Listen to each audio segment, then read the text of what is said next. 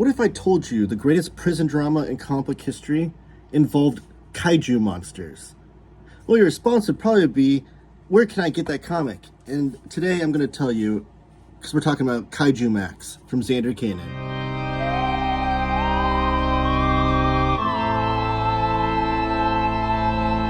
And we're back. My name is Taylor of Taylor Talks Comics, and this is part of my 31 days of horror comics. Today we're talking monsters, kaiju monsters, one of my favorite types of horror.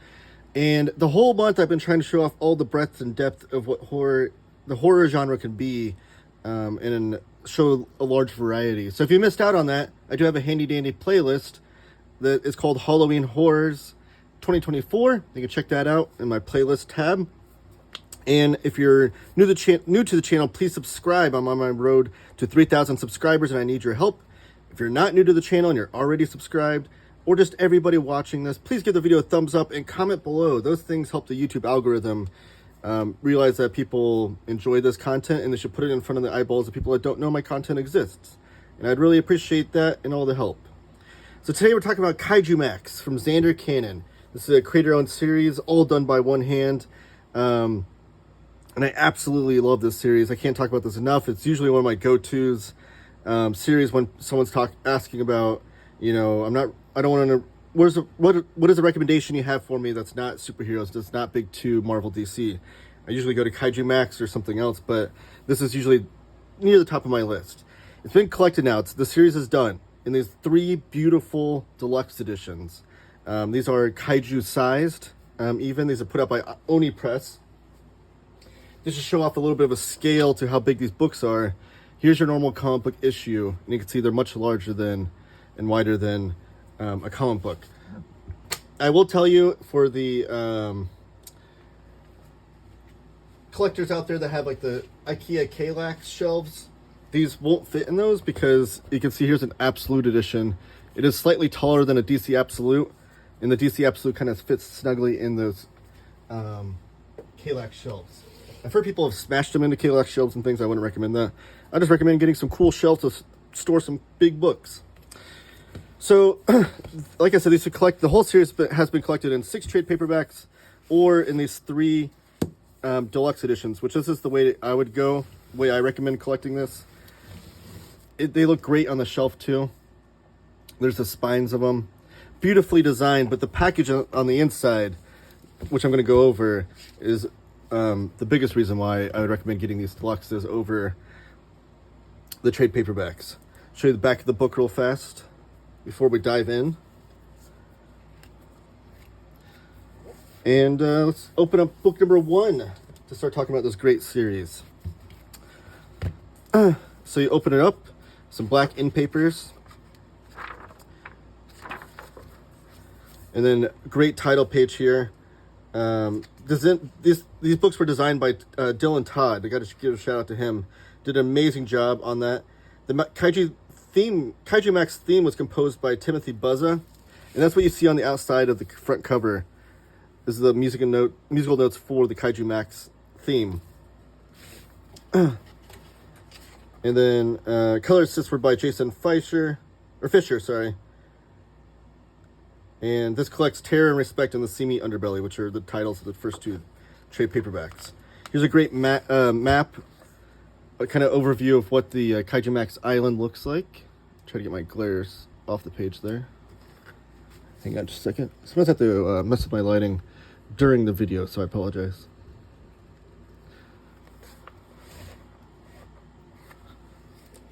Let's just do that. Nope, that's not going to look good either. Okay, that looks better. So here's the map of the overall island that these monsters are secluded to, because the whole elevator pitch for KAIJUMAX is, think of like the prison drama of the old classic HBO show Oz, but mixed in with kaiju monsters. So all these kaiju monsters have been isolated to this island where there's prison gangs and certain blocks within the cell, within the island, that certain monsters have to go to. And all the prison guards are kind of like your Ultraman type character. So it's just like a little overview of the map. And then we dive into it. Chapter 1, you get a chapter break between each issue, which was really nice. And then we're diving in. So one thing I want to note too is that the artwork is incredible. I love Zander Cannon's art style and his artwork, but it does look very like cartoony. And I want to warn you that this is not child friendly. This is not all ages by any means. This is mature content. Because when I say the prison drama in the of you'd get from like an HBO Oz, all of the stories you've heard about prisons and what we've seen depicted on TV from certain prisons, all those things happen within the story.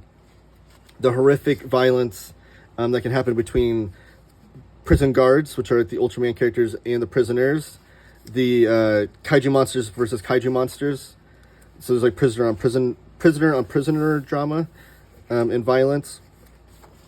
But it's all done so, like the world that Zander Cannon has built throughout this is just absolutely amazing.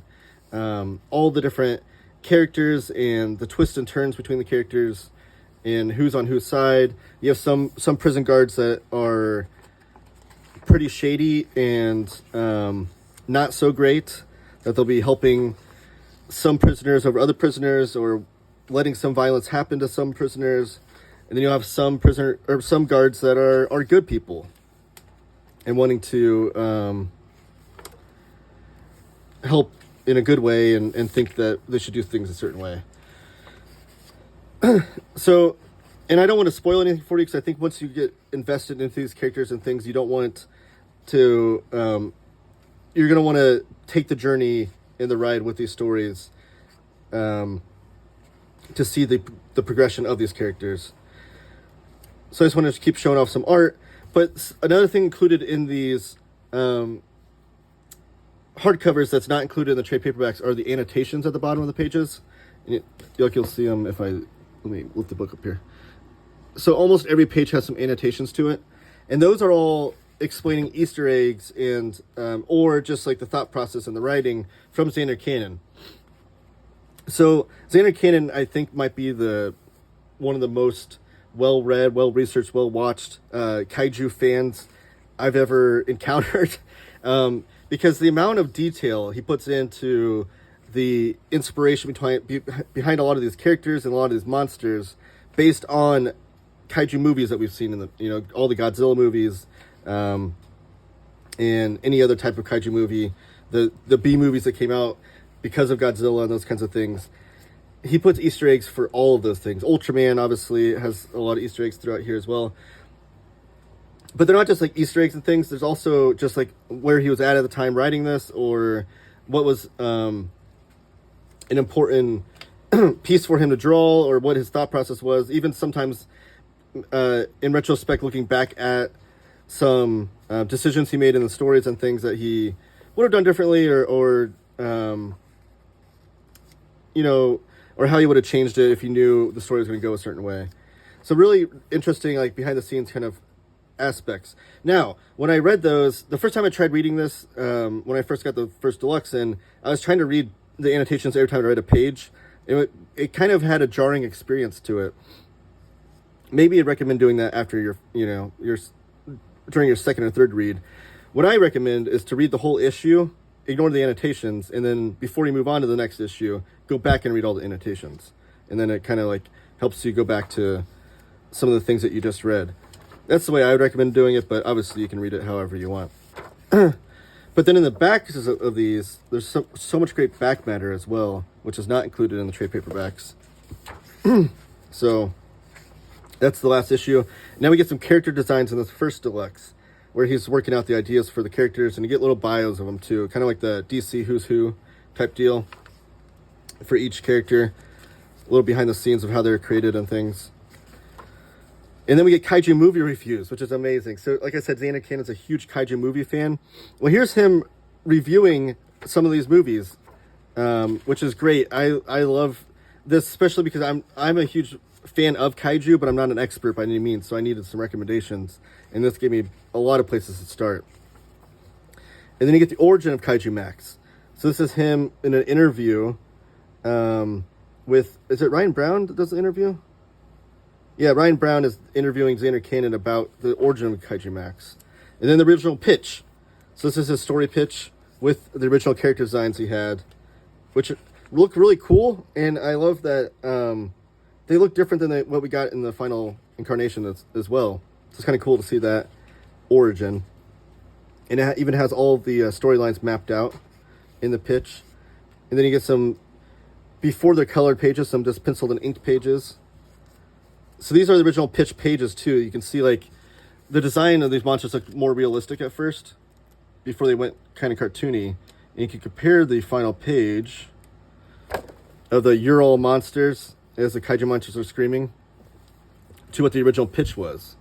So he originally had the monsters look more realistic and things, and then went for a more cartoony approach in the final design.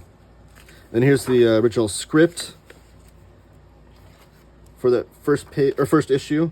And we get a cover gallery. So the covers to each issue were these great pieces. Sometimes they were full wraparound covers, and then sometimes they had variant covers. So this one, that's from Zander Cannon, but this one is by Brian Lee O'Malley and Nathan Fairbairn. Brian Lee O'Malley of Scott Pilgrim fame. Jason Fisher did this one. Zander Cannon on the... I think most issues had a wraparound cover by the time he got throughout the series. Gene Hawes doing this cover. Ryan Brown, the aforementioned. That's Zander Cannon. Oh, that's Adam Warren. Adam Warren, great to see him do some kaiju monsters. I think that... Oh, this had a offset page because this is going to be another wraparound cover. Chuck BB. Zander Cannon. Gabo. I don't want to show off every single one because I want you to get this book yourself. Trying to see if there's any other artists that I just have to show off, though. Those are all Zander.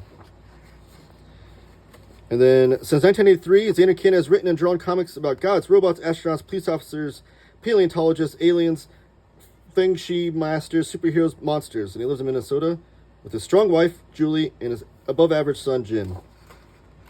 So that's a kaiju version of Zander Cannon himself. And in the back. So let's move on to Deluxe 2 to show off any differences about that. So again, we have the KAIJUMAX theme on the top there.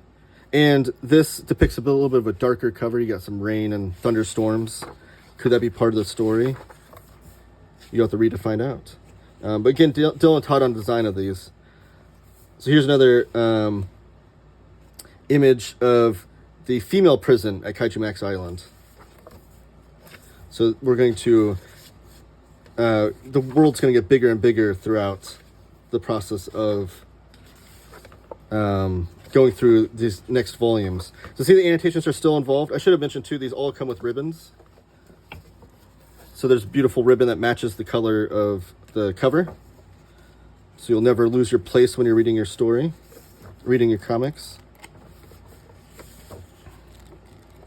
Just trying to see if there's anything different before we get to the back matter in volume 2.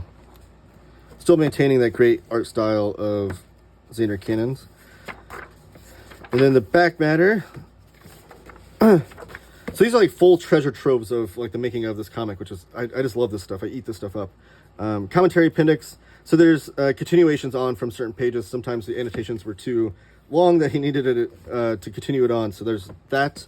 Here's the KAIJUMAX theme song and how that was created. And then more character designs of characters that were introduced in this volume that were not in the character biographies of the first volume. And then more kaiju movie reviews. Look at this. This is such amazing. I love this stuff so much. It's giving you like a behind the scenes of the thought process, or just like the fandom that the creator has, which I love too. I love to see like what music some comic creators listen to and what other comics they're into or what movies they're into. A peek into Zander's notebooks. So this is his notebooks where he's mapping out the story. And then we get another cover gallery. I'm just going to try to flip through this one. Are these all Zander Cannon on this one? So I don't want to miss out on any cool variants. But again, they maintain that wraparound style to them. Collecting this in single issues would have been really cool. Just because having those pieces would have been amazing to have. I think these are all Zander Cannon. And then there's the Zander Cannon biography again. And let's check out volume 3 before we close this video out. Again, Dylan Todd on the design again of this one. So he's designing the whole series. I love the lettering too of Zander Cannon. I'll be remiss if I don't mention that too. Like just the different types of lettering he invokes for storytelling purposes and for style and things. And then the lettering of the balloons and things. All having it all one piece of someone doing all the inking, penciling, lettering, and coloring and everything is just magnificent. I think that's when you get your best comic storytelling, because they don't have to, nothing's being filtered through. It's not like, here's my thought on the story, and then you filter it through in your art. Like, it's all one mind. So the back matter on volume 3 is, we get a commentary index again if the annotations continued on.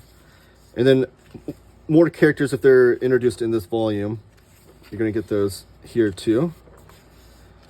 And then crime and or punishment. Zander Cannon looks back at KAIJUMAX, fast receding into the rearview mirror. So this is an interview with Zander Cannon conducted by Woodrow Phoenix, where they're going over the whole, now that KAIJUMAX is over kind of thing, looking back on the series, this is a really great interview for some behind the scenes things of how the series was made. But there's no stone is left unturned of how the series got made, which I love. I love any behind the scenes of how comics are made. Here's more Kaiju movie reviews. And this isn't just like Godzilla. This is like anything that is Kaiju related. There's even Pokemon Indigo League movie review in here. Neon Genesis Evangelion. I know my friend Connor's a huge fan of that. Then Ultraman from 1966. Then here's the cover gallery, which I think these are all Zander as well.